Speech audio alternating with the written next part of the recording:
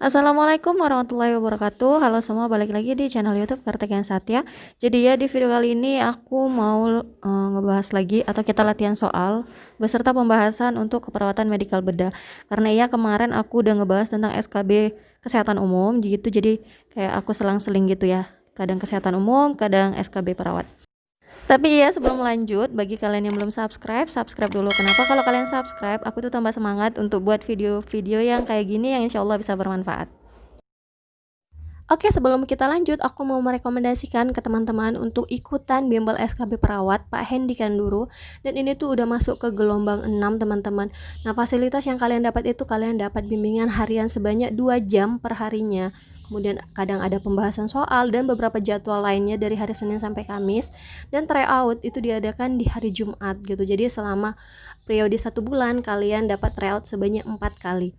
Kemudian ada tips and trick dalam menjawab soal, karena iya kalian udah tahu ya, dosennya adalah Pak Hendy Kanduru. Beliau sudah berkompeten di bidang keperawatan gitu, baik itu UKOM, soal-soal CPNS tuh, karena ya beliau mengambil pengalaman dari beberapa tahun yang lalu dan diaplikasikan di bimbel ini kayak gitu. Jadi buruan langsung daftar, klik link yang ada di description box.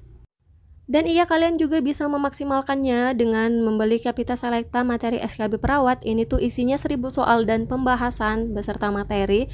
Dan ini tuh berlaku karena di soal SKB itu 70% adalah soal tentang keperawatan gitu. Jadi kalian bisa belajar banyak dengan 1000 soal yang ada di Kapita Selecta ini. Harganya murah banget, cuma 150.000. Kalau kalian mau daftar tinggal klik link yang ada di deskripsi. Dan selain soal 70%, saat SKB itu 30% adalah soal kesehatan umum. Jadi buat teman-teman, kalian bisa memaksimalkannya supaya jadi persiapannya 100%. Kalian bisa order juga seri SKB bidang kesehatan Pak Hendy Kanduru. Jadi ini tuh berisikan 589 soal dan pembahasan seputar kesehatan umum. Jadi ya, kayak persiapannya udah 70 ditambah 30% dan insya Allah bisa 100%, dan teman-teman bisa memenangkan formasi yang didaftar. Oke, bismillahirrahmanirrahim. Kita bahas soal nomor 1. Seorang laki-laki berumur 47 tahun dirawat di ruang penyakit dalam dengan keluhan diare kronis sejak sebulan yang lalu. Pasien mempunyai riwayat HIV, mengalami penurunan berat badan 18 kilo dalam 4 bulan terakhir. Hasil pengkajian, turgor kulit tidak elastis, membran mukosa kering, urin output menurun, konsentrasi menurun. Apakah masalah keperawatan prioritas pada pasien tersebut?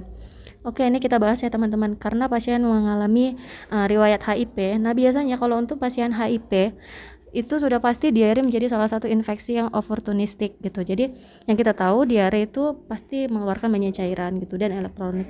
Dan biasanya itu pasien akan langsung kekurangan atau defisiensi cairan. Apalagi di kasus kita lihat dari hasil pengkajian turgor kulit tidak elastis, membran mukosa kering, dan urin output menurun. Jadi sudah pasti masalah keperawatan yang prioritas itu ada di ya C, defisit volume cairan. Oke, kita lanjut ke soal nomor 2. Seorang laki-laki berusia 52 tahun dirawat di ruang penyakit dalam dengan diagnosis DM.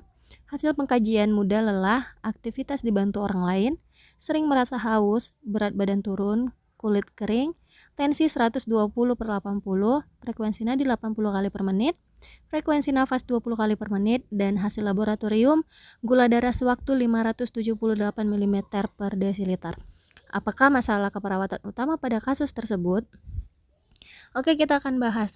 Nah, teman-teman, masalah pada DM tipe 2 dengan peningkatan gula darah itu biasanya adalah defisit cairan. Tetapi kalau dari soal yang kita lihat itu, pada kasus tensi itu normal ya, 120/80. Terus nadinya juga masih dalam batas normal gitu.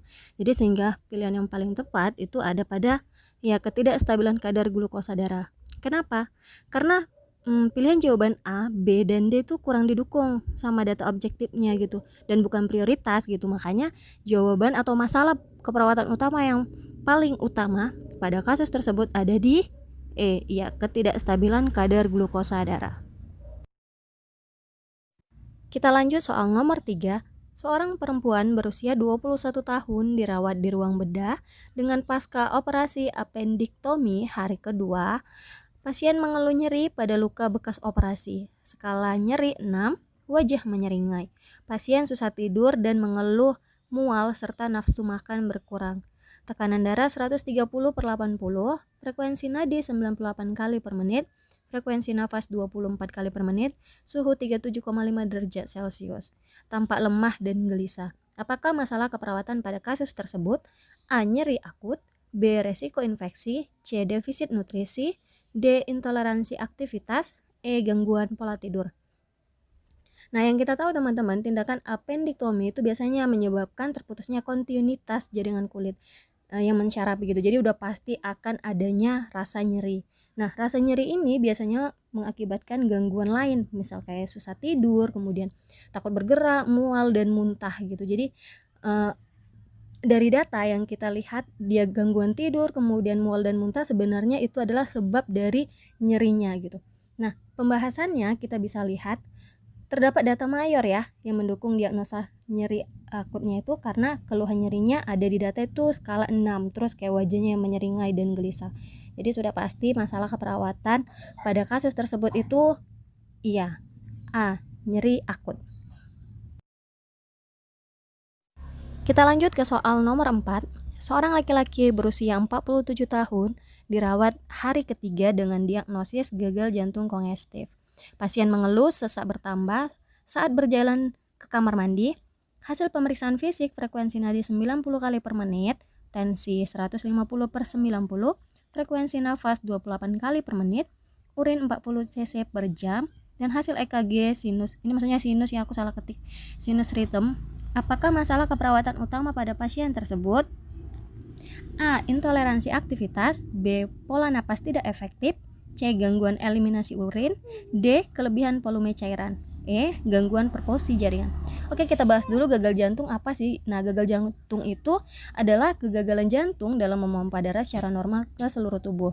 Nah, sehingga darah yang berisi nutrisi dan oksigen itu tidak terdistribusi gitu secara adekuat ke sel. Akibatnya apa? Akibatnya pasti proses metabolisme sel itu menjadi terganggu dan energi yang dihasilkan sudah pasti berkurang. Nah, tanpa energi yang cukup, pasien tidak toleran dalam melakukan aktivitas gitu.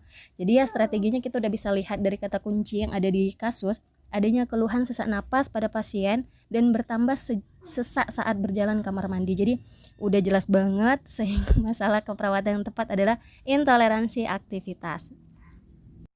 Maaf banget ya teman-teman, karena aku di sini bareng sama anak dan dia gangguin gitu, jadi aku nggak tahan untuk nahan ketawa. Oke, kayaknya gitu aja dulu video kali ini. Ya, semoga bisa bermanfaat ya untuk teman-teman.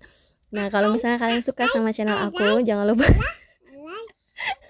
kalau kalian suka sama channel aku, jangan lupa untuk subscribe. Ada tombol merah di bawah, kalian tinggal klik aja. Terus kalian like video ini kalau kalian suka, dan share ke seluruh sosial media yang kalian punya. Makasih yang udah nonton. See you next video. Assalamualaikum warahmatullahi wabarakatuh. Dadah.